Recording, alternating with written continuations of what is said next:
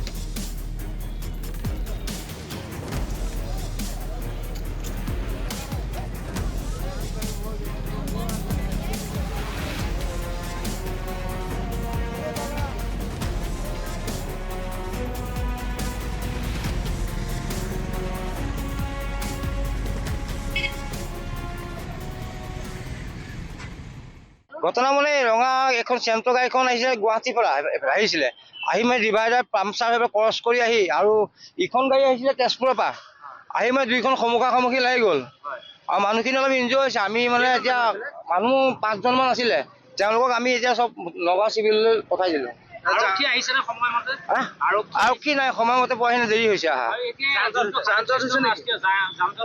নাই নাই একো হোৱা নাই। গাড়ী জাম হৈছে, গাড়ী পুৰা জাম হৈ আছে গোটেই ৰাস্তাত।